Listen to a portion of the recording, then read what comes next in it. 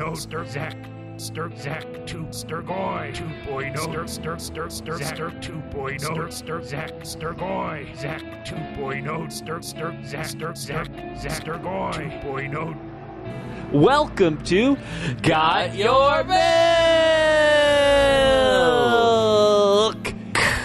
FX is the Strain Podcast. My name's Bubba. You can find me on Twitter at Fit and Trim. That's FITTENTRIM at Fit and Trim on Twitter. And with me, as always, still, is somebody who complains that it's hot when it's in the 50s.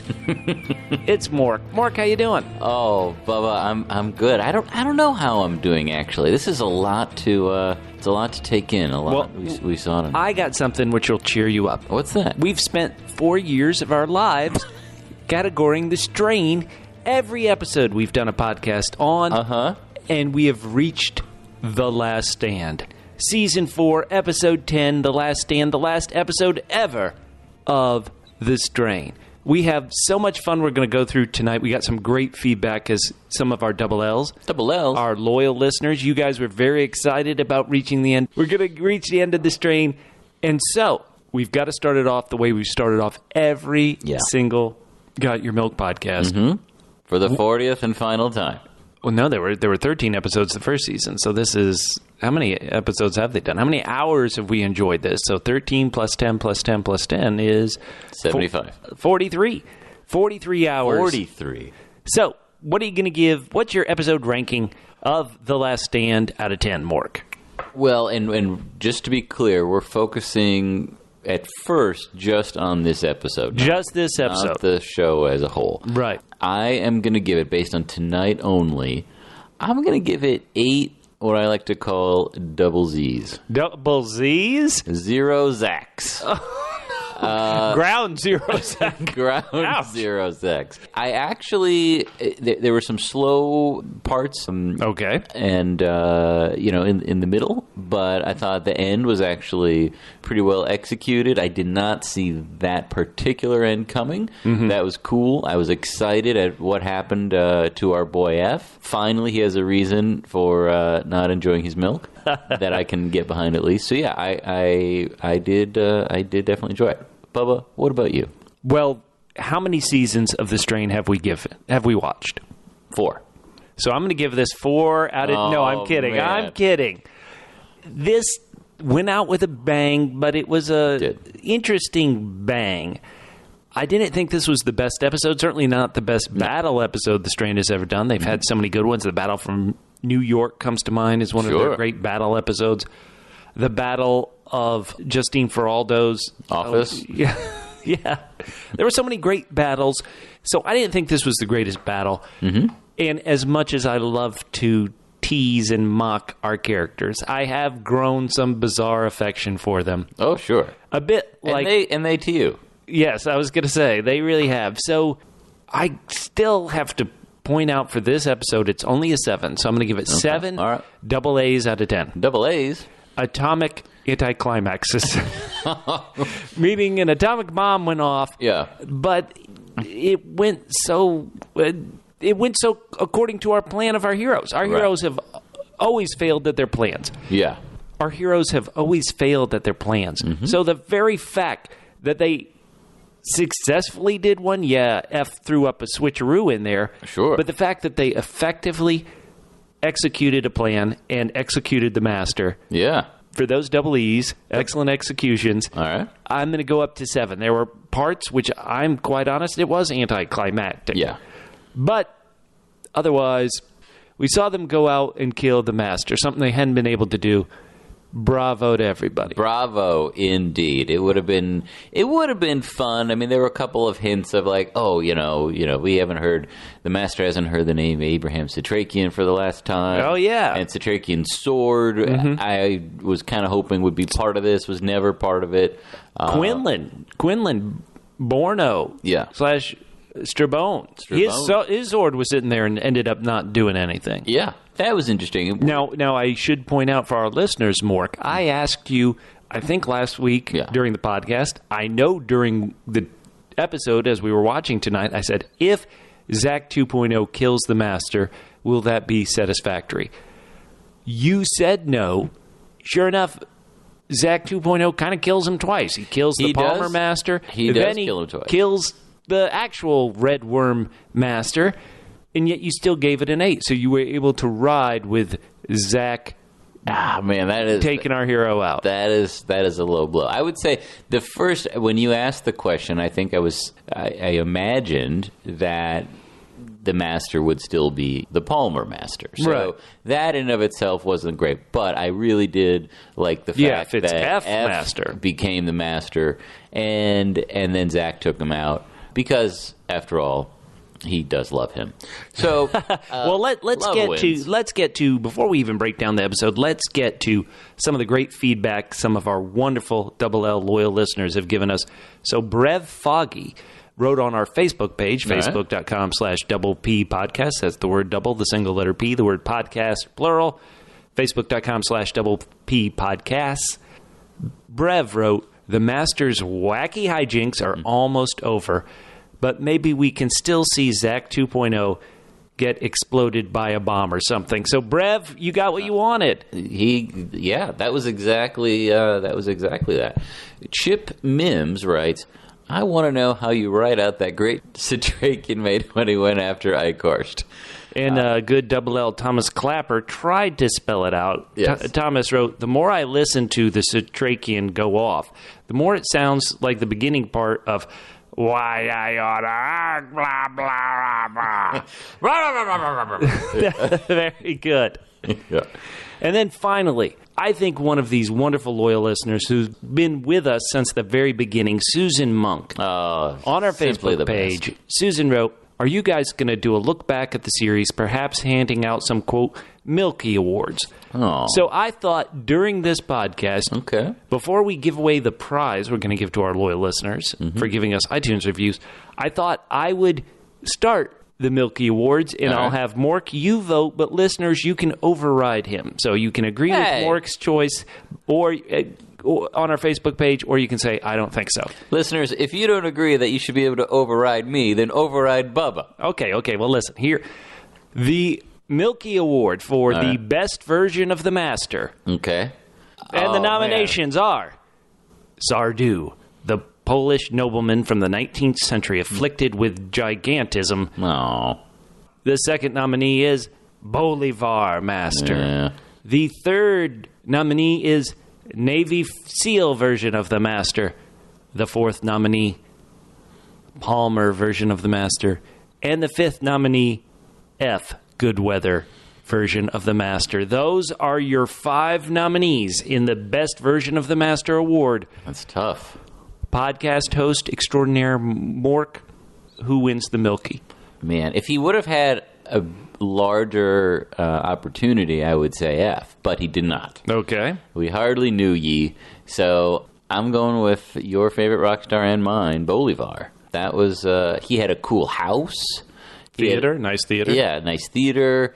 He never really got out of the rock and roll business. He was still, even when he became the master, was still talking about his tour and all that. And he had an excuse, I think, for some of the outfits where I don't think really anyone else did. So I'm going Bolivar. All right, so Bolivar is currently the leader in the Milky Awards and our choice. But listeners, if you want to go for one of the other masters, go to our Facebook page, and in the comments for this podcast, tell us if you agree or the Milky should have gone to a different version of the master. Oh, man. All right, Mork, let's just jump right in, and let's jump right into our heroes being in a lot of danger here at the starting of The Last Stand. Where we left off, we had our boy Quinlan Strabone, Borno. He's at the top of the Empire State Building. He's surrounded by pretty weak-ass, a.k.a. typical Strigoi. Like you said last week, why aren't there mongrels there or something that could really battle him? And we did not see a mongrel tonight. I don't know if we saw a feeler get killed, like the infamous little feeler who we loved. But our other heroes were out on the street. They had 2 vans. One had the nuke in it. In fact, they're on Lexington and 29th Street. Ooh, boy, that's a great part of town in Manhattan. Rough neighborhood, yeah. And they just see a boatload of, well, of course, it's not a boatload because Strigois can't go on a boat. Yeah. They see an awful lot of Strigoi coming down the street. this is always a fun setup, and the way that they did this when they're coming down, there's a few. I don't know if you saw it, Bubba, but there's a few coming down from some of the jumping like off fire escapes or light poles. Loved it. That was really cool. Now, one thing that did not seem to survive last episode, in addition to Desai, right, was all that silver. Well, we're going to see it a bit in the elevator shaft, but yeah, you're right. Why steal all that silver if you're not going to use it? Yeah, I mean, some of the silver was in the elevator shaft, but really not as much as, you're having a mass, one of these mob scenes. Some of this stuff is really fun, but none of these scenes lived up to the train, right. The Strigoi attacking the train. I agree. A couple of years ago, or some of the other great fight scenes we've seen. Even when Silver Angel went out, that was great point. That was a fun one. Did you like the "Hey, bruh, it's me, Gus"? Told our heroes, "Hey, you guys get back in the van. I got this," and theoretically volunteered him and his crew to do the last stand at the Alamo. I was wondering if his crew was like, wait, why aren't we getting in the van? Yeah, I don't know. Why'd you just let them go? You meant for me to get in the van too, right? Yeah, I don't know if I liked it as much as all the people who got to leave liked that plan. But they start firing away, and they're doing a pretty good job. And they have the best weapons. Weapons. Yeah, finally they've got something that can really fire a lot of rounds. But you would think with this many Strigoi, that's just too many. And in fact, one of their crew, the tongue worm gets him right in the throat. Oh, yeah. Gus gives him a grenade and says, hey, take out as many as you can. But there's Strigoi everywhere. Our heroes, Roman, hey, bruh, it's me, Gus. Yeah. And the guy whose name I can't remember, they just kind of stand there and watch their buddy blow people up. Yeah. And they aren't like running to escape. Run to escape, peeps. Yeah, they seem to... I mean, that might have been, watching him run into that crowd and blow himself up was probably the most screen time he got on this show. Because we didn't really see him at all before he got bit. And then he just runs into the fray. I mean, God bless. He was a very brave man. You know who else was very brave? The director of this episode. Because they bravely show Abby getting decapitated again, even though we've already seen it, but from a different angle. It was a different angle. I enjoyed it, and it's like, in case you couldn't remember, Abby's dead. Well, it's a good place to leave it off, and also I think it really pulls a lot of the Zach's emotional journey back into the Empire State. I mean, clearly, he at the end of the day, sure, he sort of saved humanity, but. He got this little girl killed. He killed a lot of people in the nuke. He killed her parents too. Remember? He killed her parents. So I mean, I thought it was nice they brought that back. So the Master is communicating to Strabone in interesting fashion. Yeah, sporadically. Right. Whichever random Strigoi still lives, he's like, hey, son, it's me, the Master. Hey, I'm still here. And why did Strabone?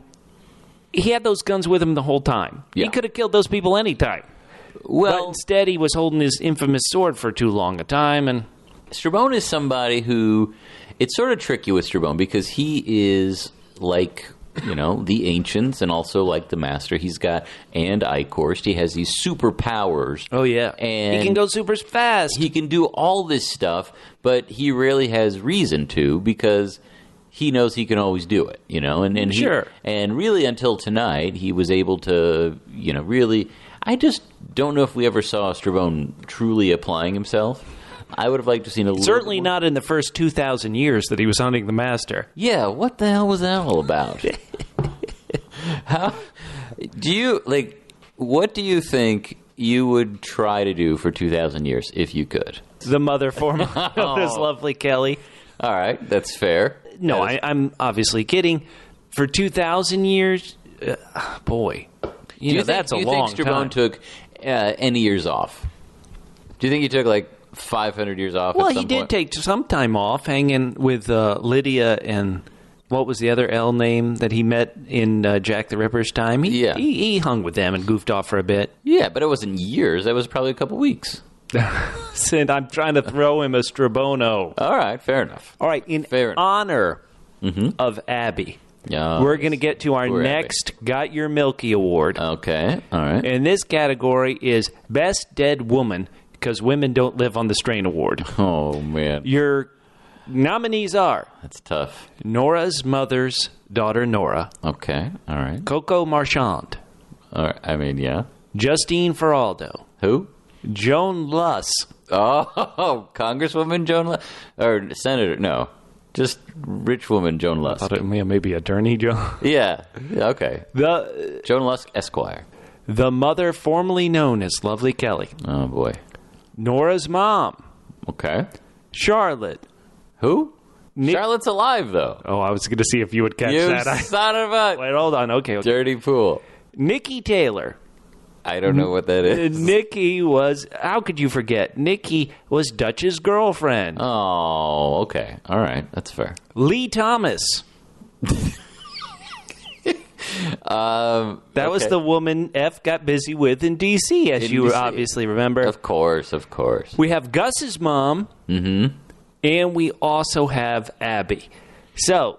Wow. What are you going to do? Which person do you like? In the Best Dead Woman, because women don't live on the Strain Award, who gets the Milky, Mork? Oh, man. This is tough. I'm actually going to say I think the best one has to be Coco Marchand. All right. I mean, she made not only Palmer, but many of us giddy as a schoolboy. However, I would have liked to have seen Gus's mom more for longer. Just as a reminder, Gus, even after his mom had turned, Gus did not give up on his mom. No. He just kept her tied to a wheelchair and wearing a CPAP machine or something. Yeah, an umpire's mask too, right? Yeah. So, like, if he would have kept her for at least a season, that would have been, like, he just couldn't bear to let her go. That would have been pretty great. That didn't happen, so I'm going with Coco Marchand. All right. I feel bad that the mother formerly known as Lovely Kelly didn't win this award. Listeners, go to our Facebook page. Once again, tell us who deserves to win the Milky. These are very, very prestigious awards. A lot of people died for this award. Let's get back to the Strain. We see the Master. He's got his eyes glowing red. He's out looking for people. Yeah. And, of course, who interrupts him while he's out looking but Zach 2.0. Zach 2.0 shows up, and he failed. And this is... he failed to locate the nuclear warhead. Zach, you had one job. One job. You had one job, Zach. One job. Did not work out. And this is one of those things where when this did not work out, and we talked about this a little bit last week. Yeah. Why did the Master at this point need to keep Zach 2.0 around? So we thought maybe it was because he was going to use Zach 2.0 as a host. But right, yeah, that's honestly what I thought could happen. But because he did keep him around, ultimately it led to his downfall. That's why, listeners, cut the cord. Yeah. Just put your kids up for adoption. Put them up for adoption, change the locks, move away. And so the Master, he does some great parenting right now. The warhead you failed to locate, Zach 2.0. Yeah. Do you see your father for what he is?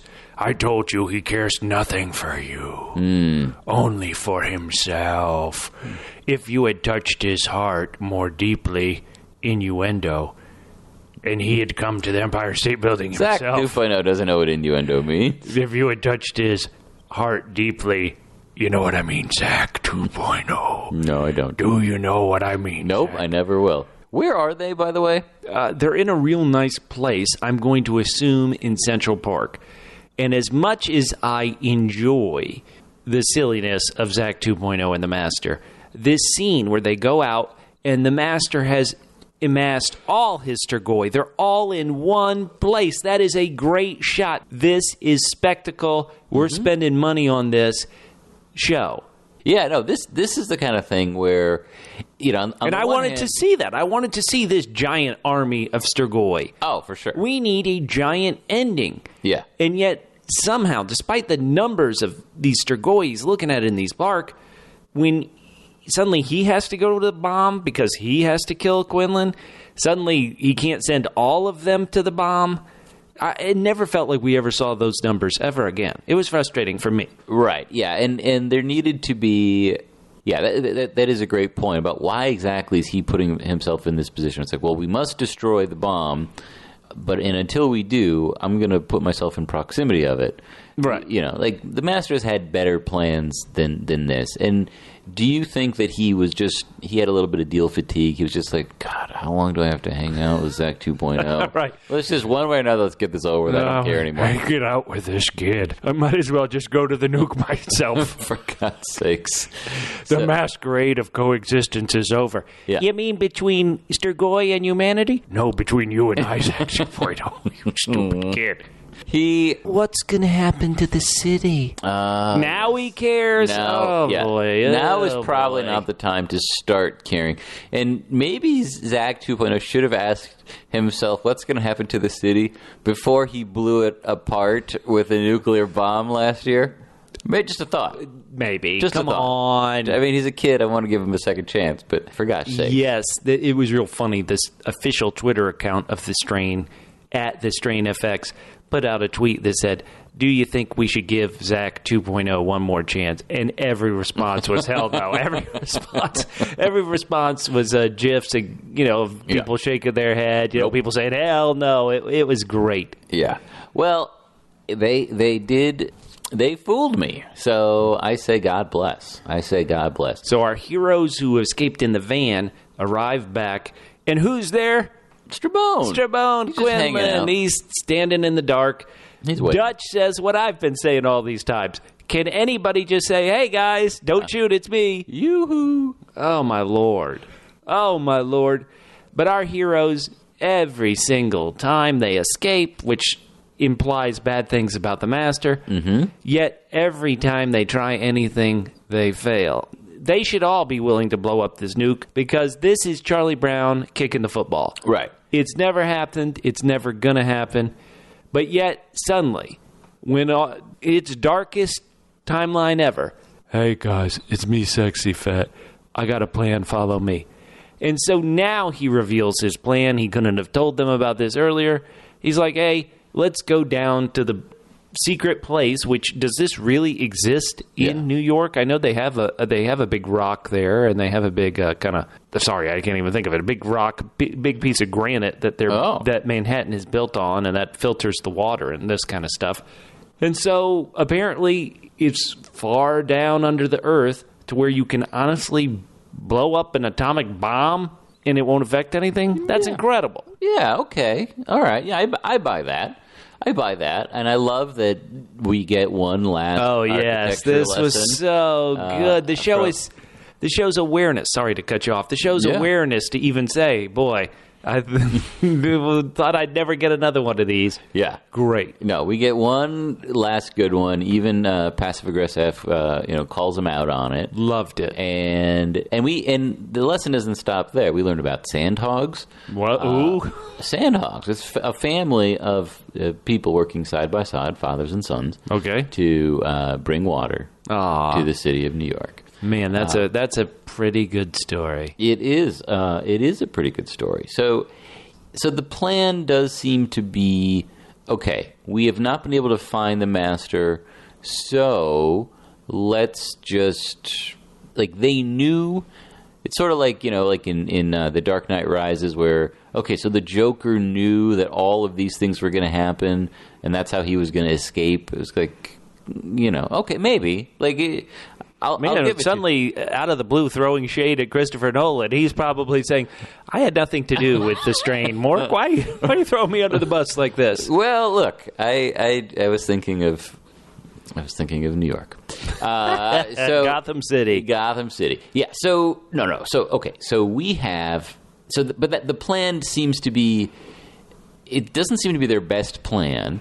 And they got to hide the nuke. I guess that makes some sense. There's never a plan B. Right. So, and why should there be? Why should there be? Let me tell you what there is time for, though. There's time to watch some the Bob Newhart show on TV. There's always time for that. The Sturgoy saw, hey, brah, it's me, Gus. Mm-hmm. And they saw Roman. And they saw Red Shirt here. Run out of the street. We finally learned his name. We finally learned his name right before he says goodbye. I've learned his name because I don't know it. Do you remember his name? Well, not at the moment, but I will remember it fairly quickly. Mickey. Was it Mickey? Was it a Mickey?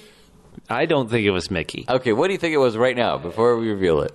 I guessed Mickey. It was Marcus. It was so I was close. It was Marcus. Okay, I was close. So Roman, for some reason, is comfortable just hanging out in whatever room they're in here, watching TV. Right. Why aren't they attacking? Did this make sense to you? Why aren't the Strigoi attacking these guys? I wasn't quite clear on that. And also, there was a bunch of silver in the back of the van, right? One of those vans, I thought. It looked nowadays, like it from this angle, and they talk about it, but I wasn't sure. We're carrying on the silver. We're waiting for the silver. Are we going to do anything with the silver? Once again, keep that thought in mind. But first, Marcus got Strigoi. Yeah. And he knows it, and yet he isn't willing to say it until he's called on it. Hey, show us. And Marcus is like, whatever you do, don't drag. Gus immediately shoots him. Like he barely had time to finish that sentence. He would say, whatever you do, don't shoot me. Right in the face. That's what he was trying to say. And he didn't. He didn't have time. Now, let me tell you, Gus has lost his brother. Yeah. Several friends. Mm-hmm. He's lost the Silver Angel. He's lost his mother. Well, it's not like he had anything to do with the Master getting into New York City in the first place. Lost the cream. Yeah. But when Marcus went, okay, man, I'm not hanging out here anymore. That's it. Yeah. Gus can only handle so much. Yeah, and I can't say I blame him. Marcus... I can blame him. Marcus... I am totally blaming Gus. What? That's the thing that broke the camel's... Well, he finally learned the guy's name. Like, the whole time... Oh, is that what it was? He's like, I'm not going to bother to learn your name because you're probably going to die in any of these episodes. And then, once he finally does learn his name, he's got to shoot him. It's like if you grew up on a farm, yes. You learn to never name anything that you're going to eat. And so I think, Gus and his gang, he probably was like, all right, you're guy number 1, you're guy number 2. But when he finally learned Do you think Gus knew his cousin's name? I'm going to say no. It's a big family. Now, when Gus is so frustrated, he said he's tired of this. You and me both. Yeah, now. Right. Like, now is the time to actually, be fed up. Now, somebody who is also tired of this is... passive-aggressive. Mm-hmm. He's like, Zach got a lot of information from us. Right. He did, but he didn't find out about this secret place. Yeah. And he's talking about it, and he's like, Quinlan would have blown away Zach 2.0, but I didn't. Mm-hmm. And Dutch, what do you think she's saying? What do you think she's thinking? Because he's kind of monologuing at her. He's mentioning that when he locked Zach up in the room, Zach was calling to him, Dad, I'm trying to save your life. Right. Which seems like a load of bull, but... Well, it totally does, and it pretty much is. So, hey. But I think Dutch is just trying to figure out a way to get F to go, blow himself up so she can... retire into the country. No, she's trying to get him to blow himself up. So right, and possibly also Charlotte and Roman. Yeah. Well, because Dutch is not one to be labeled. No, that's a good point. So Dutch, Fett, and Charlotte is forever. But. We have to repopulate the planet. All right, hold on. Let's get back to the point of this scene. This is F coming to grips with the disaster that his son is. Mm. He's saying Zach is already corrupted. Yeah. Whoa. That is hardcore to finally accept it. Now, he did abandon Zach after the bomb went off. Right. But after the first atomic bomb went off, the Statue of Liberty. Yeah, I don't know about abandoning Zach. I mean, he saw Zach. Zach was trying to kill, I guess, everyone. Yeah. So I don't know if I would call that abandonment. I mean, that was it was neglect, but like active abandonment, I don't know. Listeners, look, if the kid is old enough to blow up a nuclear bomb. Listeners with children, yeah. Tell us, what was Zach's parenting? Yeah. Did he abandon or did he neglect? Which one, and did he deserve it? Quinlan, a.k.a. Strabono, Borno, he's down here with Fett, and he comes up with yet another plan. He's like, you know what? I can get the master here. How does he know that? He just does. Right. But he also knows that this can save the city that Fett has been teaching us history about for 4 seasons. And thank God that he has. Basically, Strabone would not have come up with this plan if it wasn't for Fett. Like when they were driving through, Montana. Yep. And what else are you going to do in that truck? Right. Nothing. Except talk about architecture of New York City. So I'm glad. So they've come up with a plan. Yes. Let me ask you this. This plan, which is, once again, finally the plan that worked, that killed the master, how exactly did the Akado Lumen explain this plan? Oh, man, wasn't it that the master had to see the face of God? Well, I mean, I guess you could say that the face of God is in a nuclear weapon, and that's probably what Kim Jong-un would say. Is he's just a very religious man. But, yeah, I don't know. It did not seem to... It is a little frustrating because if the Akado Lumen had just said, there's a lot of ways to get rid of the master... One way that definitely won't work is blowing him up with a nuclear bomb. Then it would have actually... Right. Since this is such an ancient book, if it had said... Right. If it had said that, I would have loved it. You know, I mean, there's a lot of good stuff in there. So, all right, so let's pause for a second here, Mork. All right. It's time for yet another. We're going to give away our 3rd Got Your Milky Award. Okay. This is for the category of the biggest Zackass. Oh, boy. So a lot of people may be a jackass, but it takes something really special to be a Zackass. Wow. So the nominees are Zack 1.0. Okay, all right. Jim. Oh, poor Jim. Dr. Everett Barnes. Oh, no. No one puts Dr. Everett Barnes into a corner. Sanjay Desai. Okay, all right, Sanjay. Matt from Sears. I mean, look, Matt got discounts on furniture and appliances. Cream. Okay, all right. Zack 2.0. Wow. Who are you going to give the biggest Zackass on the strain to? Mork, let's hear your vote. I got to say, he wasn't with us long. I'm going to say Jim. Jim was trying to save his wife who had cancer. Well, yes.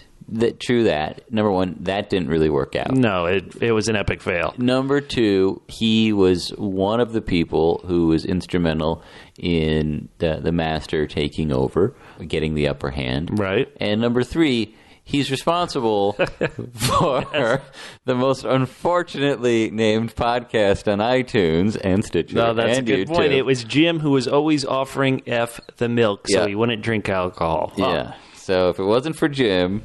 we would be slightly more relevant. Listeners, if you can think of a bigger Zackass, let us know on the Facebook page. Please do. And also, listeners, based on what we've experienced together on the podcast, based on the show, there's still time for us to change the name of the podcast. So please give us your suggestions. Facebook.com/Double-P Podcasts and let us know. Continuing on. Is this the slow section of the show that you were talking about, Mork? Our heroes are trying to come to grips with, okay, this is the plan. Somebody's going to have to give up their life to blow themselves up. And, of course, Dutch does not want her man, hey, Dutch, it's me, Fett. She doesn't want Fett to go. So sexy hack a Dutch. Yeah. She's trying to talk him out of it. She hates this plan. There is a lot of navel gazing at this point in the show, which just sort of feels like they should have had plenty of opportunities to have these kinds of conversations before. At this point, if you think about what they've survived and how they survived it, where one person's life is kind of like, yeah, okay, all right, this was fun, but. She does seem to have very, very deep feelings for Fett, not so deep for passive-aggressive F. No. I'm wondering if the way that they spent their time together, each respective couple spent their time together in the bread truck, if that factored into this She took F in the shower. So, well, the euphemism of the bread truck. Oh, sorry, okay. Yes. Help me out here. The plan requires Quinlan to keep the master busy and somebody else to blow up the bomb. Right. But once the master's down here, Can't you just fire the bomb? Why do you even have to keep the master busy? Just hit the flip switch. Quinlan can do it himself. That is true, but I mean, I think that you're right. You are correct. I think, though, that the master is supposedly the most powerful force that there is. So thank you for the compliment. You're very welcome. So asking someone to multitask, like they could do it, but Strabone couldn't even hang on to his sword. Good point. So I don't think. But why does it have to be you, Fett? It could be anyone. It could be Roman. Well, you notice that Dutch never offered to do it herself. No. She was kind of like, yeah. But Fett has reached the point where he's like, I'm sick of losing. Boy, that is an emotion I can understand. If you're on the gang here, sure, with the strain, they've lost so much. You know who's not losing right now? Who? Charlotte. Charlotte's hanging out on her porch. Love Charlotte. Oh, she made the right choice. She made some good decisions. Charlotte is sort of the hot pie of the strain. For Game of Thrones fans, spoiler alert. Spoiler alert, indeed. All right, Sexy Fett did not have an affair with hot pie. So let me ask you this: Fett and Dutch, they really haven't spent much time together because they were so separate. Right. Here, they're getting this kiss. She doesn't want to do it. Mm-hmm. Was that enough? Was the emotion of all their time together on this show, was that enough to make you feel the emotion of Dutch and her fear of losing Sexy Fett? No, I don't. Just because, Dutch had always been presented as the most... Again, she's also someone who's directly responsible for the master. Yeah. They should all blow up. So she is someone she always came off as extremely cynical, extremely pragmatic, right? Always looking out for number one. So I buy that she would want Fett to stick around because she didn't want to grow into her late 20s after after the master had left us by herself. Right. But I don't buy that she was so in love with him. Do you? No, it didn't come across ever. Yeah. I almost think they should have had one last bread check moment on top of the bomb to really signify. I thought we were going to get a little Slim Pickens action. Yeah, for sure. But instead we cut back up, and Gus and Roman have found a new minivan, and they're surrounded by Strigoi. Yeah. Well, from now, watch this. He's just going to drive over them. What a unique plan. Yes. The Strigoi, after all this time, they haven't come up with a better plan of how... they stopped the train because they were smart. Where's the master? The master needs to control these bums. Yeah, he's not really... If he was, herding them... And by them, using the Strigoi to herd Gus or whomever towards a certain location, they'd be like, okay, that's fine. Yeah. But they don't really see, neither side seems to be trying that hard. And, that's fine. The problem with Gus is he's never really been a central figure. No, and even in this episode, they keep him away from the heroes. Yeah. Mainly, I understand it a bit. I guess you do want Dutch and Fett to have some alone time. How does Gus really have a heart-to-heart with any of these characters because he hasn't spent any time with them? But still, Yeah, I'll go with that. Is that actually what Satrakian was yelling? Was that what he was yelling a couple weeks ago? Why won't you believe me, Mark? It's hard. All right, it's time for yet another award. Okay. I got your Milky. Awards. I love awards. And the category is... All right. You were a character on the show award. So, Mark, we're going to go through the nominees, okay, and you have to tell us who this character is. All right, fair enough. Our first nominee, Felix. Oh, Felix is Gus's buddy, played by the great Pedro Miguel. Gus's buddy, very Arcel, good. Who one of the great... This is something that this season didn't have a lot of, but... When he got it, and they were in the back of that van... That police van. Having a Strigoi in a confined space that was, in a moving car... Those were some great turns that we had in earlier seasons, and we sort of got away from that. Maybe people got bored with him, but I never did. All right, he's our first nominee. So that's Felix, yes. The Ancients. The Ancients were the Strabones... I guess uncles who hung out in the basement, who all got zapped. All right. And we never missed them, apparently. Our third nominee, Lar. Lar, oh man. Lar. I mean, just saying the name makes me giggle again with all Lar's silly comedy antics. Yeah, help. Yeah. Lar was like a lieutenant of Strabone's, who was also a Strigoi, but he was a good guy Strigoi. He's a good guy Lar, Strigoi, and worked for the Ancients. Gotcha. The Silver Angel. Silver Angel, sure. He's never, he's still looking out for the Tandoori Palace people. Curtis Fitzwilliam. Well, are we talking about Fitzwilliam's brother, or... Well, that is the other one. Reggie Fitzwilliam. Oh, so Curtis is the brother, and Reggie worked for Palmer. Very good, Mort. Yes. The next nominee in the "Oh Yeah, You Were a Character on This Show" award, Rob Bradley. Oh, man.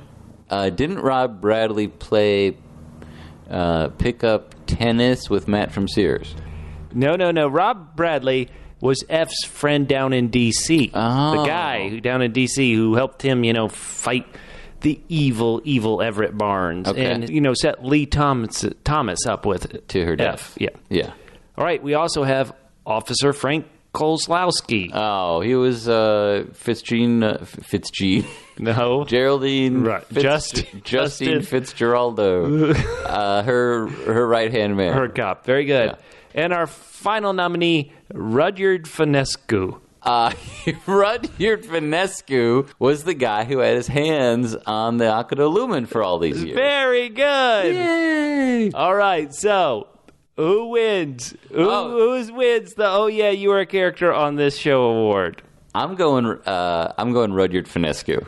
Number one, that is a fantastic name. It is. That is an all-time. There's a bidding war for great. the Akato Lumen. There's a bidding war. We don't know if he got to enjoy his. Yeah, he was on the train that crashed. We never know what happened to him. We don't know what he got to do with all those millions that he got, and someone else that you could have added to that list who's deserving of this Milky would actually be the Akato Lumen, because oh yeah, you were on the show award. It was 2 years of we got to get this thing. Oh my God, it's going to solve. We got to read this thing. We got to read it, and we got to hide it for half of the final season, and not even look at it, and then tear it apart. So yeah, God bless. Very good, loyal listeners. At the end of this, we're going to be giving away this The Strain Season 3 for your consideration DVD they made for the Emmys, and we're actually taping this as the Emmy Awards are winding down. So exciting, so exciting. Mm-hmm.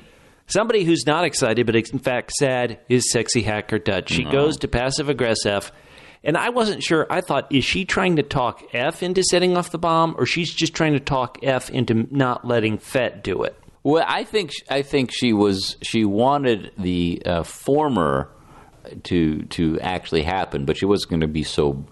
I think she was hoping for Passive Aggressive to realize, oh hey, I've got nothing left. Right. My wife's dead. Yep. I gave up on my kid, who also sort of destroyed New York City at least one time. Yep. Despite the fact that I'm a leading scientist, and as he's going to remind us in a flashback, he's an epidemiologist who has all sorts of scientific skills. He is a complete failure. So yeah, the rational thing to do would just be pop that sucker. Let's count the number of plans we've got. So we've got Fett's and Quinlan's plan. Mm-hmm. Then we've got kind of a side tangent plan of Dutch of, hey, talk Fett out of it. Okay. Then we've got the Master's plan where he's going to kill every human being who is still part of the partnership. Right. He's like, let's kill them. Yeah. And then the heroes, if they're still alive, their heartbeats will make them stand out so much we can go kill them. Dude, you're on an island. Mm-hmm. Theoretically, you can't leave an island because you blew up all the friggin' bridges. Right. Strigoi can't cross bodies of water. How are you going to live? How are you going to eat delicious blood, Master? I think your plan might actually be the dumbest. And then you're going to go track him down. Well, this was terrible planage. Yeah, so Quinlan and Fett's plan was basically to lure the Master to get close to the bomb. The Master's plan was basically, I'm going to go get close to the bomb.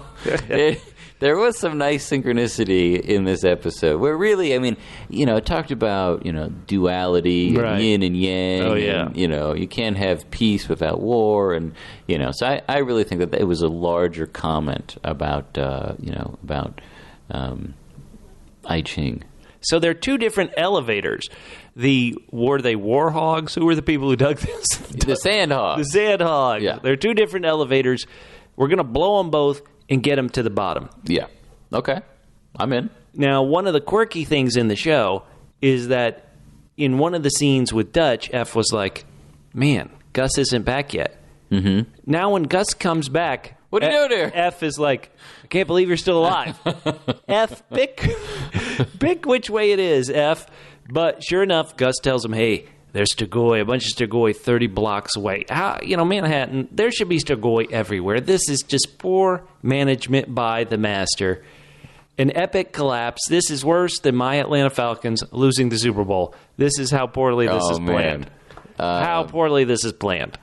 Well, at least the Falcons were up ahead. The master was ahead. Come on. Well, he was ahead. I think he was up more than 28-3. This for international listeners. Just barely. Wikipedia, that pain that it caused me. Yeah. Tweet at Fit and Trim if you want any remembrances of the Super Bowl. Yeah, let me tell you, that Super Bowl was like 11 months ago. Also 11 months ago in the Knickerbocker pawn shop. Smoothly done, Bubba. It's me, Satrakian. Dr. Goodweather, join us. He and Fett... Mr. Satrakian, your voice sounds so gravelly. Here, why don't you take a little bit of water? I gave you some hot water with a little bit of honey. Why don't you do a little gargling for us? This won't help at all. What I need is some white in my eyes. Yeah.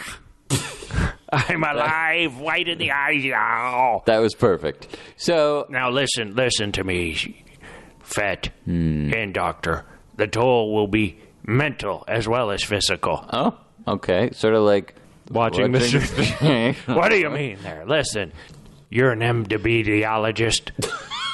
That's what he was yelling. I'm a pawn shop dealer.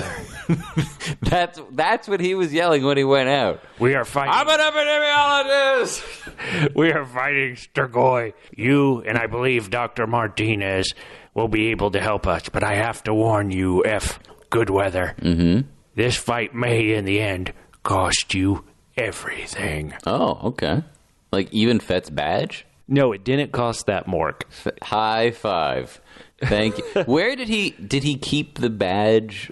Did he always have it? He had to protect the badge. Okay, all right. So he always had it somewhere. What if he gave it to Charlotte? But it's there at the end of the episode. He got it back. And that's why Dutch is suddenly like, hey, how have you been? Like, they don't talk every day? Right. Everybody else is dead. Let's not... but anyway, okay, so what did you think of this flashback? Was it good to see... It was certainly great to see actor David Bradley as Satrakian again. Always. Giving a real sour message to our hero. Always good. Yeah. It was not the kind of thing that really needed to be underscored at this point. Yeah, you would have imagined that Satrakian would have said it every day. All right, everybody, here, I've made you some soup. And you'll probably have to give up everything and lose everything you love while we fight this Strigoi. Anybody need spoons? Who needs spoons? But we still have soup. Here's a spoon. Now fighting the Strigoi. It's a silver spoon. You're going to lose everything you have. It's a silver spoon. It's a brief flashback. The one thing, I like flashbacks to last a certain amount of time. There's no clear... it's not doesn't have to be at least 90 seconds, doesn't have to be at least, but in my mind, it has, a flashback has to at least be long enough for you to get used to the character's fake hair pieces. And it was too quick. I wasn't quite reaccustomed. It was the right amount of time. Them. Yeah. Our heroes are out kind of walking, and it's daylight. We suddenly went from night to morning has come. The Strigoi 30 blocks away still haven't attacked. Right. But maybe they're like, that's Gus and Roman. Who gives a crud about them? Well, keep looking for Fett. Gus and Roman, after they killed Marcus, their van is surrounded by Strigoi, and they just drive all over. They had to do was kill Marcus, and then the Strigoi was like, we're good. They just let him in. Right. So I'm full. So they're talking. They're playing a little And this had to have been the craziest point. Hey, Doc, passive aggressive. I want you to give your son, Zach 2.0, one more chance, huh?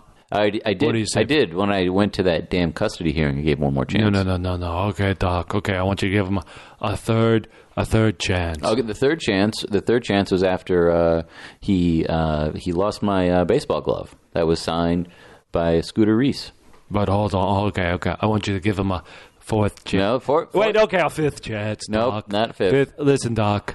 Look, I am not only a scientist, but I'm a petty parent. Look, I keep a list of all the extra chances from second chance to 675th chance I've given Listen Zach. to me, Doc. Yeah. I know it seems impossible now, but there were so many things left. Impossible would be a vampire zombie taking over the entire world. That would be impossible, Fett. But also impossible is me and my pop. We left a lot of things unsaid. Oh, wait, what?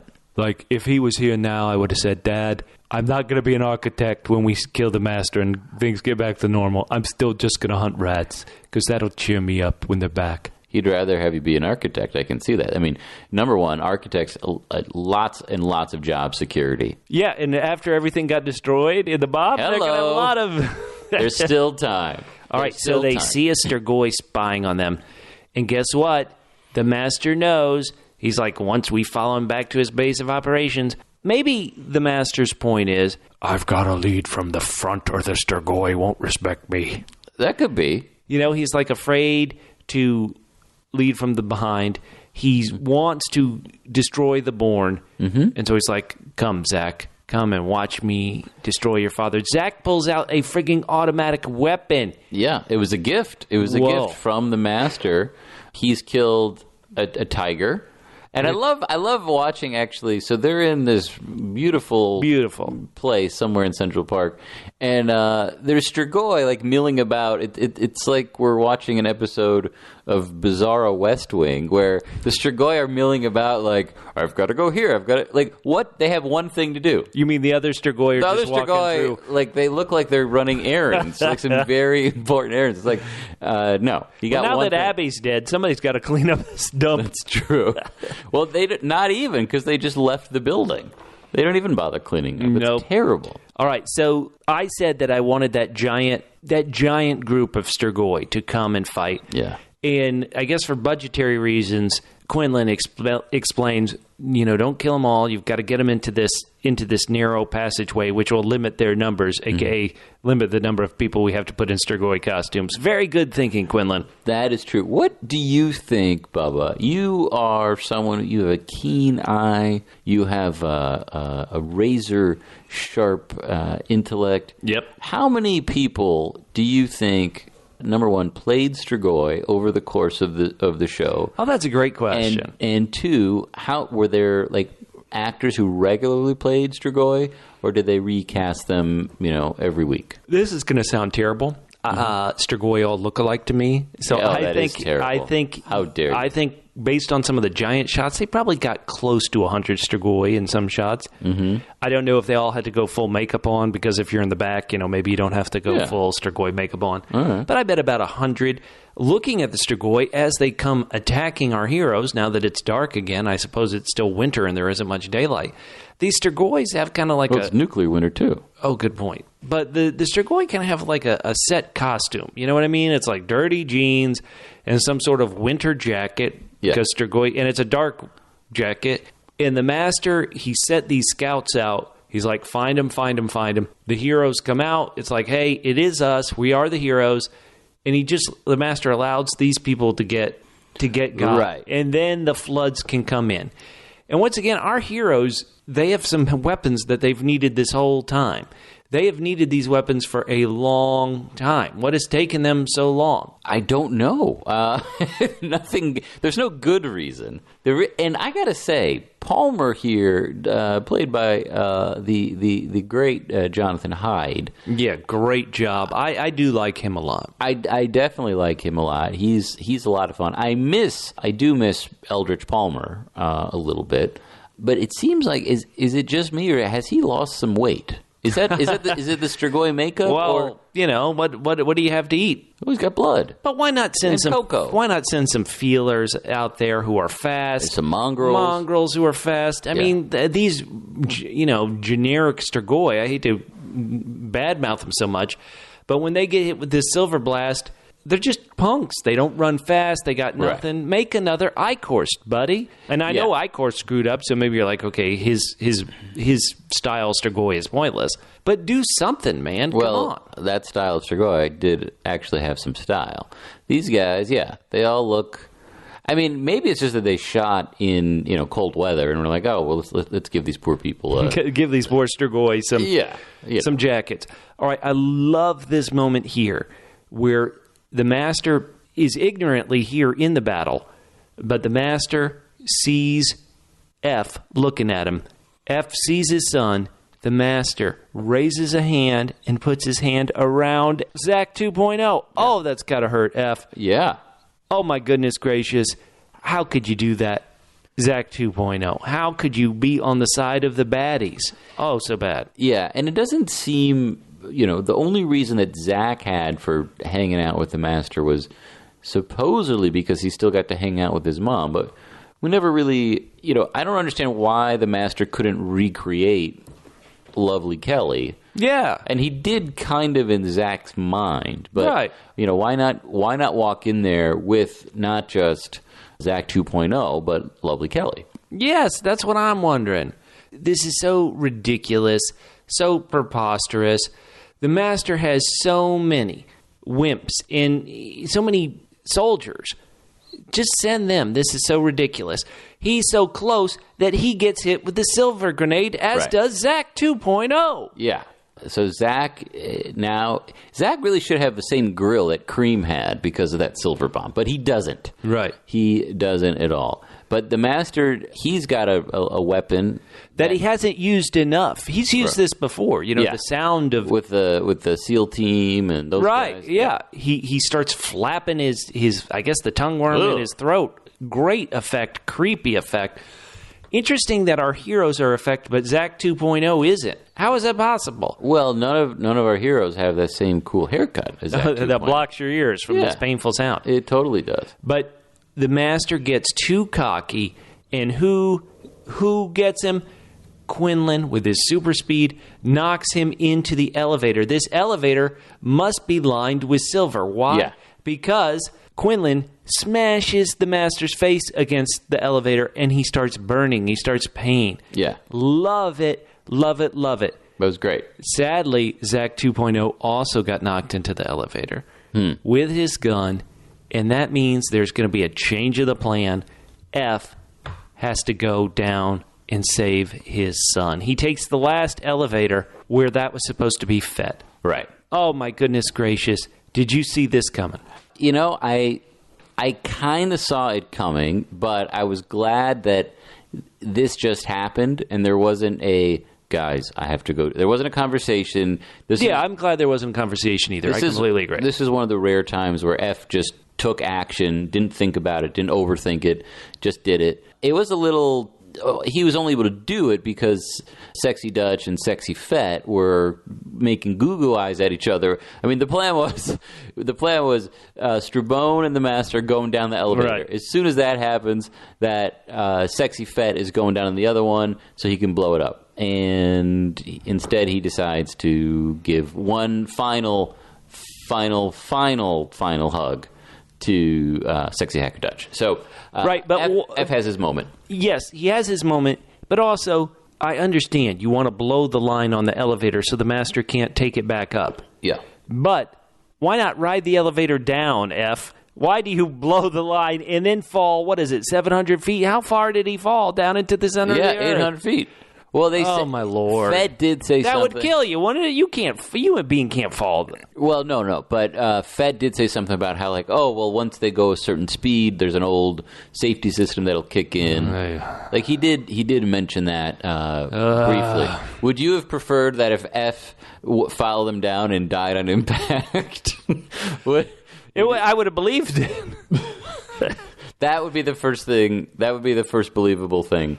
Right. Okay, listeners, it's time for another Got Your Milky Award. Oh, I love it. This category is Best Passage from the Akado Lumen. Oh, man. Are you going to read it in whose voice? Well, actually, this isn't. This is a passage that should be in the Akado Lumen. Oh. It's famous quotes from the show. All right. And so you get to pick your favorite quote of all. All right. All right, so the first quote from Vasily Fett. The thing about rats is they always have a back door. That's why it's so tricky to catch them. Vasily Fett. All right, that's quote 1. All right. Quote 2. Time is up. 8230385. Eichhorst. All right. Thomas Eichhorst. Quote 3. This is the part where the whore declares herself a virgin. Eldridge Palmer. And he was saying that to Fitzwilliam. What? Fitzwilliam was like, hey, I don't want any part of this. And he's like, you've been helping me enough, you know. Oh. Love that quote. The Man. part where the whore declares herself a virgin. All right. Our next nominee. If you're planning on eating Mexican tonight, you're going to choke. I promise you that. Wow. From Gus. That's pretty good. The next quote nominee. We don't need any more plans. What we need is a win. Oh. From Passive Aggressive. Okay. All right. And the final nominee for a quote that should be a passage in the Akado Lumen. All right. There's no question. What wins, Mork? It's Satrakian's love call. I think it's the only possible. There's some good ones in there. Palmer had some good lines for sure.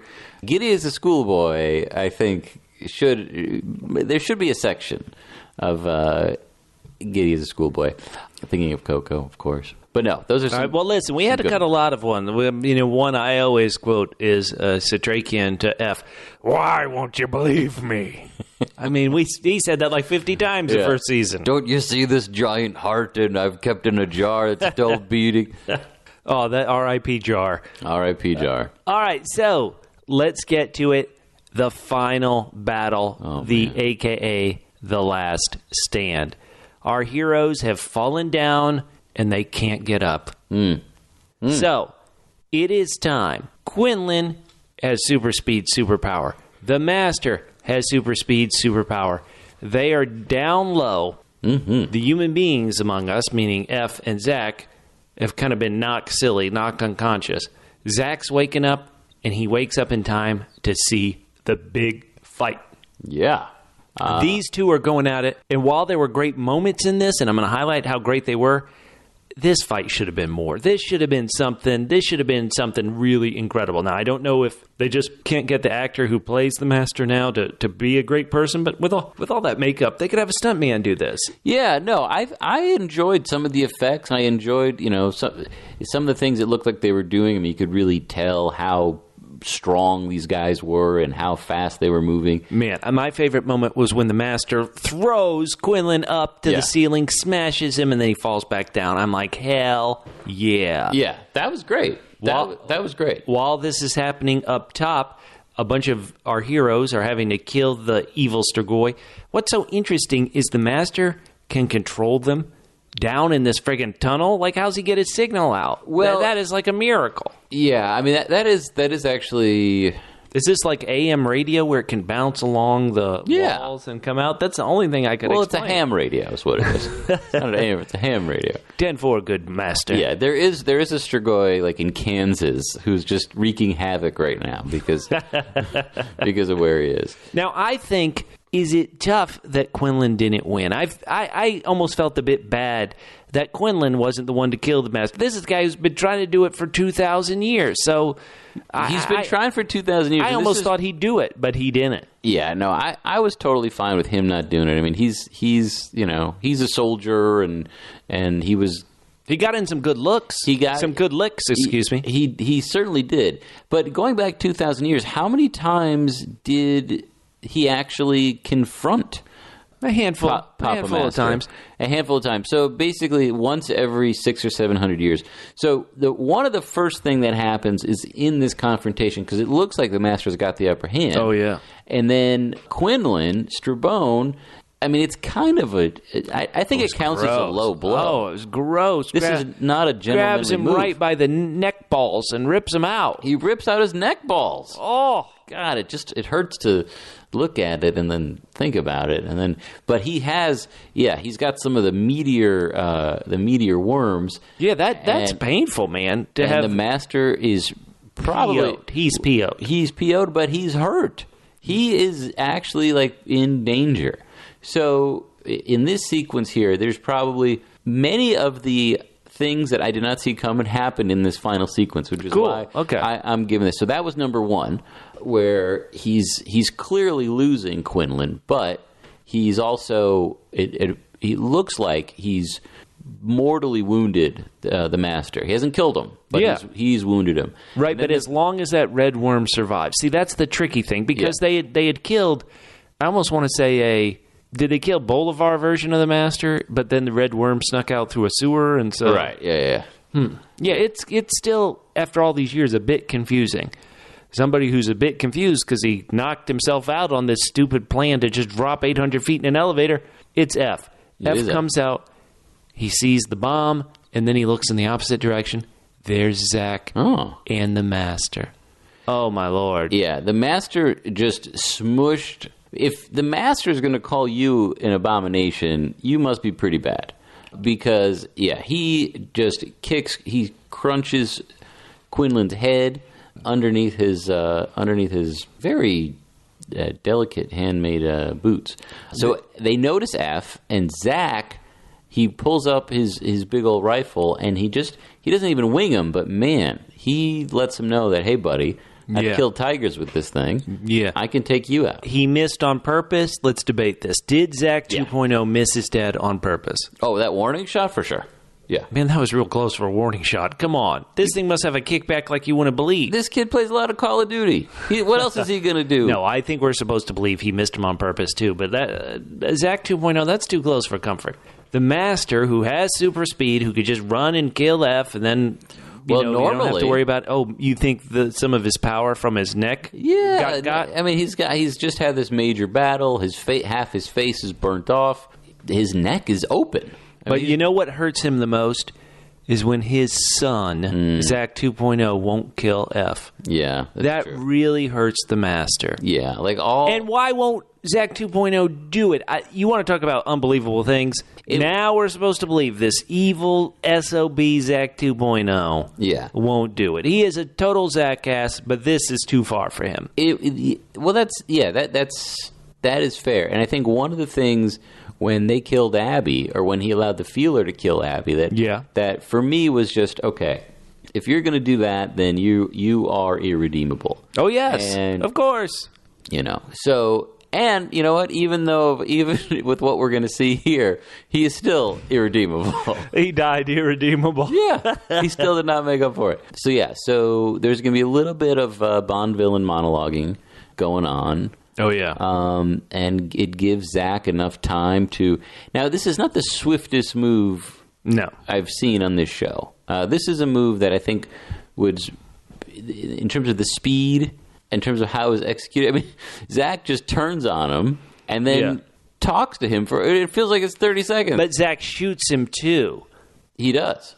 That's incredible. He definitely does. But the master, give it up for the master. My tongue's ripped out. I've been shot multiple times, but I still got enough strength from my hatred of my son, Zach 2.0, to shove him filled with worms. Yeah, that was this. So this is a great move because it seemed like.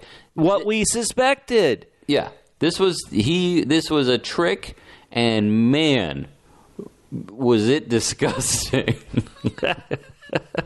This is one of the grossest We thought things. the master was going to become Zach. I kind of thought this was where it was going all along, and then F would have to kill his son. Right. Instead, nice switcheroo.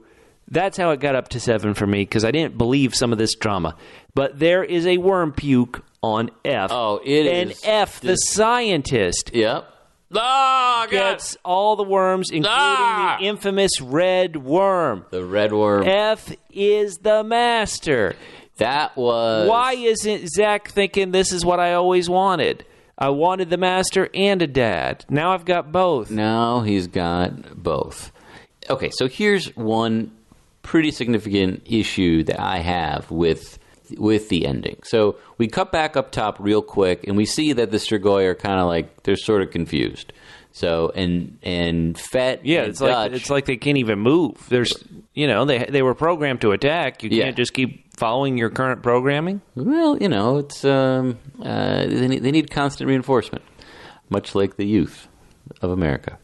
So Fett points out this means one of two things: either the Master's dead, or he's finding a new host.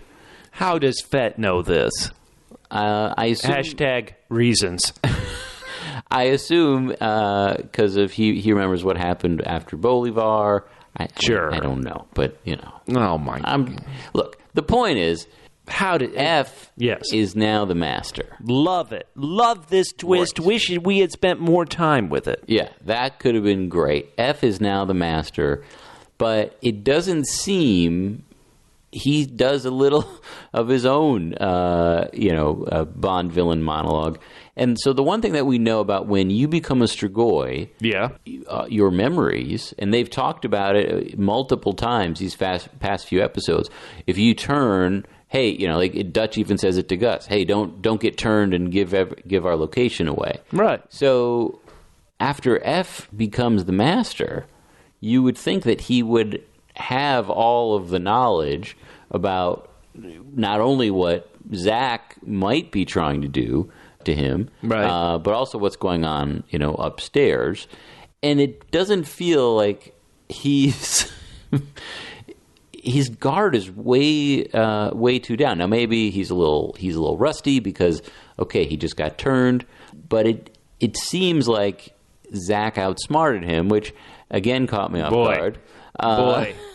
But if Zach 2.0 outsmarts you, what does that say about you? Yeah, no bueno. No. So unlike previous turns, even though F got totally effed with all those worms and the red worm, he's still himself for a little bit of time. Like, it felt like everybody else almost turned immediately. Right. F is still himself a little bit of time. He's trying to set off that bomb. Yeah. And he can't. Well, he's trying to set off the bomb, and then he's about to set off the bomb, number one. Number two, kill his son in the process. Sure. And he apologized. I wish I could spare you. Sure, all that.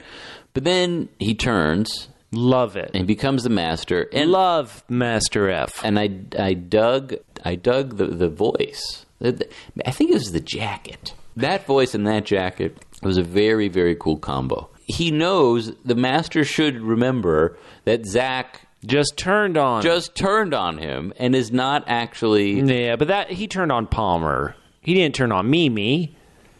That shut you up. See? Well... The strain shut up Mork. I love it. Finally. I love it. Finally. So this is actually like a great little moment. We're getting Master F doing the Master hug. Yeah. He's got the eye slit blinking and kaboom. And right. Zach just is like, and hey. Zach knew his dad was dead because his dad would never hug him like that. Oh, man. Oh, Bubba, that's too soon. Up top, our heroes have escaped out, but they need to escape even further because this bomb that won't destroy the city. Yeah. Well, I actually thought what was needed right here would be a detailed architectural explanation. So back in the 5th century. Yeah. What? If you had set a nuke bomb off back in the 1915s when we were getting water into the city. Uh-huh. You did it. Yeah. You did it. This is a nice moment. It's a great moment. Our heroes lived. They survived. Somehow, some way, our heroes did it. Yeah, I got some. And by our heroes, I mean Zach 2.0, because he's the one who did it. Hero. Hashtag hero. Hashtag hero. And then something very surprising is we just sort of cut to this... immediately. Yeah. Like, oh yeah, everything is okay. And because they're dumbass Strigoi who didn't go to school, who don't have the Master's knowledge. They're not architects. No. Yeah, there is a nice little moment where it's like, oh yeah, we decided to keep some of them alive just for research purposes. AKA the sequel. Yeah. So I thought that was... I do wonder how they're supposed to keep those munchers alive. You just throw blood in. Borno ate, goat blood? He ate a lot of different blood. You don't have to give him human blood. All right, that's fair. Roman. What about Roman's happy ending? I thought Roman was dead. So the fact Roman becomes the new version of the Stoneheart Group by owning all this property, running the Fed, loved it. Happy ending for him. Sure. Hey, brah, I'm in the country. They didn't get that actress back from the Tandoori Palace. They couldn't have him with a girl. Right. Oh, my Lord. Yeah, I don't know what was going on there. And look what Dutch did. Well, Dutch has repaired the internet, apparently. And is that the same Yes, room? the same set. Is it Desai's office? Desai's office slash Feraldo's command center. So good. Oh. You had to have it. They had to keep And God bless. most importantly, they give us an update on Charlotte. Yeah, maybe that's where Gus is driving. Hey, bro, I heard there was a good single woman out here. He's just honking his horn somewhere in Montana. Love it. Yeah. That no monuments exist at the blast site. No. No plaque. No plaque. Only a handful of us really know what happened because we didn't tell anybody else for reasons. #reasons. #reasons. Instead of carrying around Satrakian sword and cane like I should, I'm back to my piece of rhubarb and I'm finding rats. And it's good. He's finding not just rats, but this is probably the most rat poop I've ever seen on a TV show. Yeah, not in our apartments, but yeah, yeah. That is, and he's just strolling around. He's got the badge back. Life is good. Oh my Lord, he's so happy. People are out walking people at the park, but they're all alone. Do you notice this? It's like everybody's died. We're all alone now. Yeah, those of us that survived. One thing that wasn't quite clear that I actually think could have been like a fun little last scare was, Dutch was in this still very murkily purposed reproductive facility that Desai and I-Course were running. What if something did happen to her in there? And, what if she had her own Borno? Yeah, she had her own, or she was pregnant, or something like that. That could have been a fun little thing, and maybe she is. For God's sakes, we don't actually know. But they don't seem to be too hot and heavy. No, the fact I mentioned this earlier. The fact that they saw each other and it's like, hey, how have you been? I'm thinking to myself, what? Right? Are you crazy? Yeah. How have you been? She's the only one alive, Well, outside of Gus, who left town. Well, a lot of the time after you survive a nuclear explosion with someone while trying to save the world from, a zombie vampire Armageddon, you drift apart. Now, what did you think? You lose touch. What did you think of this moment when they both check out the sexy person running past them? We both like women. I love it. Dutch is still Dutch. Now, let me say that who always got the voiceover all these years? It was Satrakian. Oh. One day we'd get it. And so the natural person who would follow in Satrakian's footsteps, hey, Doc. Hey, dead Doc. It's me. I'll do the voiceover in your set. Okay, you ready? Let me tell you something. The Master used the bonds of human love, he did, as a conduit for the strain. He tried to destroy us. He tried to take my badge. He never understood love. No. And in the end, it was love that saved us all. It's true. And gave us the world. Aww. Our world back. Yeah, like with hardly any damage done to it. What love saved us? Zach's love of his dad? Zach's love for the part of F that was still in the Master. Yeah. Man, when you say it like that, I'm getting a bit teary-eyed. No, well, I can't say I blame you. I can't say I blame you. Poor Zach 2.0. We gave you such grief. We really And just because you were an irredeemable Zach ass. Yeah, You still loved your dad. I love you, Dad. I'm going to call my dad right now. Do you want to? Let's get him on the phone. Well, it's only 12:35 in Atlanta where He'll be up. And that's it. 4 to quote- years. 4 years it built to this moment. To quote Dutch, Yeah? is it over? Let me ask you something. Yeah, if Bubba. we went back to the end of season 1 and we told you, hey, this is going to end with the Master in F and Zach setting off a bomb Yeah. to kill them all, I think you would have said, "Ooh, wow, that sounds like a good idea." Yeah. Yet in actuality, I love these characters. I kind of love the parts of the show that I love, but still, for me, only a 7 out of 10 for this last episode. I feel bad that I'm so tough on it. Listeners, go to our Facebook page, facebook.com/double P podcast. That's the word double, the singular P, the word podcasts, plural, facebook.com/double P podcast. Let us know how you feel at the end of this 4-year journey. Tell us. How do you feel? You want to give a ranking to the whole series as a whole? Oh, boy.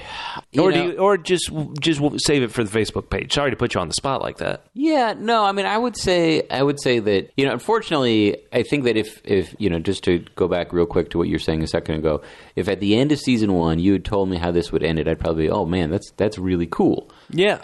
One of the reasons why I didn't think it would end in such cool fashion was because there have been a lot of missed opportunities in these last couple of seasons. Without question. For something really cool. So, I think for me, this show, and correct me if I'm wrong, but the books written by Chuck Hogan and Guillermo del Toro, whose new movie just won a bunch of awards at the Venice Film Festival, there's only 3 books in the series. Yeah, it's a trilogy. So for me, it felt like, well, maybe 3 seasons would have been a little better. Well, it did not stick to the books. This is way off from the books. Spoiler alert. What? Close your ears for the next 30 seconds if you don't want to know how the books go. I looked it up on Wikipedia. The books, Fett does survive. All right. F does die. Good. But Fett and Nora raise Zach, or a child may be named F. I forget what it is. They do something. All right. How do they spell out Satrakian scream in the book? Blah, blah, blah, blah. All right, we're not going to answer that. What we are going to do, listeners, is tell you that although the Got Your Milk podcast is sadly ending right now. Oh. Yeah, that's actually going to bring a bigger tear to my eye than Zach's love for his father. Well, we can still, get together to talk about the strain. We just won't record it. The Double P Podcast Network wants you to like the Facebook page. Please. Like that Facebook page because we're going to keep talking. We're going to keep blathering. We're going to keep impersonating these wonderful characters. That's why we're here. On all our other podcasts. I've mentioned it before, but currently we still are doing podcasts about Ash versus Evil Dead. We're doing podcasts about Game of Thrones, which is going to be gone for a long time. Great way to catch up on it is downloading all our podcasts. We're doing the great cult series Twin Peaks that's ongoing right now. Plus, we have just kind of a generic podcast entitled the Double B Podcast Network, where we do one-offs, where we talk about anything. If there's something you want us to do a one-off on, like, ooh, review this movie, or ooh, give me your thoughts on the strange spiritual successor, who knows what it might be, let us know. We really do this to interact with you guys. You guys have been so great in all your feedback for these 4 years, and we love you. We really do, and we really appreciate it. And I think we've got one last official duty. We do. To do. So here, let me mix up. There's a lot of names. Mix them up. So we're going to be giving away a Season 3 copy of The Strain for your consideration DVD, and it's going to go to one of you listeners who was kind enough to give us a written iTunes review, and the winner is... I love how you say this person's name, so why don't you read it because it's so good. It's something like A3 Baxty. Is that how you say it? How do you say it, Mark? I forgot. A3 Baxty. A3 Baxty. A3 Baxty. So it's the letter A, the number 3, BAXTE. You have won this really cool exclusive prize that... when you see it, you'll be so happy, you'll scream, rah, rah, rah, rah, rah, rah, rah. Forever and ever. Final Got Your Milky award we're going to give out, Mork. Yes. Is your favorite impersonation that I do of Strain characters. So my favorite impersonation that you do is definitely when... it's sort of halfway through the show, and your accents for Sexy, Fett, and Gus have completely become completely interchangeable. Hey, bro, what are you saying? What are you saying? So it's my favorite is when you think you're doing Fett, but you're really doing Gus, or vice versa. Hey, Mark, it's me, Dutch Quinlan. Listeners, that's the final one. Go to our Facebook page. Tell us which one of my terrible impersonations you like the best. For everybody here at the Double P Podcast Network, my name's Bubba. You can find me on Twitter at Fit and Trim. That's FITTENTRIM at Fit and Trim on Twitter. Mork is at Extraordinary. That's extraordinary with the W in front of the final R. And you will find us on our Facebook page, facebook.com/Double P Podcast. The next time you need somebody who